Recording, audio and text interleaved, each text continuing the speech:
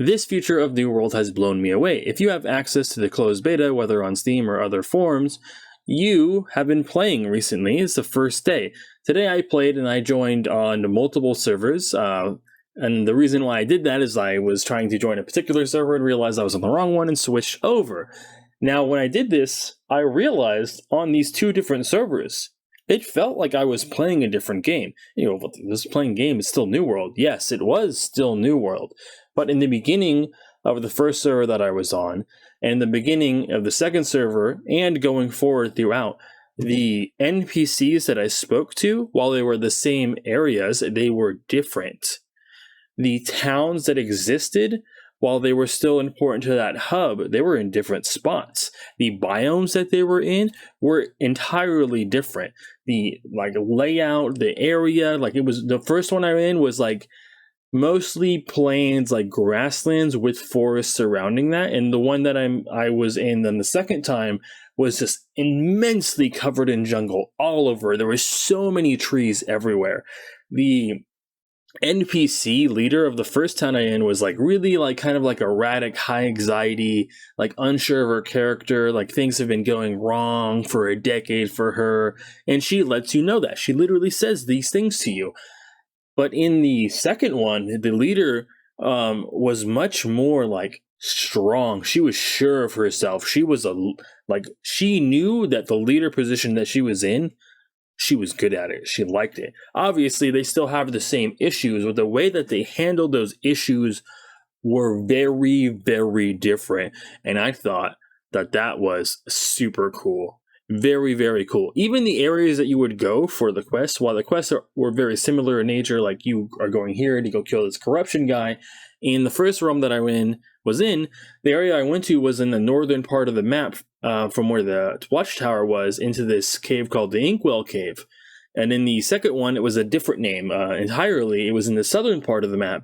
And even collecting the ledgers on the shipwrecks, instead of going down and kind of around, I went up and around. And while these things are all really minor and different, and they don't make a huge impact to the actual game, the narrative feeling of that was actually really fucking cool. I was kind of having a little bit of a nerdgasm over it while I was streaming this, because it's really cool. Narratively, that I can play on one server on the West Coast, and then my friend can play on another server on the East Coast, and you have two entirely different experiences. You're oh yeah, this erratic girl, and you're what do you mean erratic? She was super strong. What are you talking about? The guy that was on the beach. What do you mean the guy at the beach? It's a girl. That is, in my opinion, really cool. That between those two things, we can have entirely different experiences. Now, I am loading into another East Coast server right now, so I can't say for sure that this one is going to be different if it's just West and East Coast. But in a moment, in estimated 30 minutes, 700Q, I shall see. And I will definitely be adding that in. But I think this is a really, really cool thing. Very, very cool. All right. After looking into it a bit more, I think I kind of understand what's going on with going into new servers and going from one thing to another. While you do have different starting positions throughout the game, and where servers start, it is where you start on the server changes. On this server, I started down here. On the server previously, I've started over here, and from the Restless Shore gone into Everwood, or they're in different orders and different spots, and that's how these maps are rearranged, as far as I'm aware. Because in the last place that I was in, if we go ahead and the first place I was in Everfall.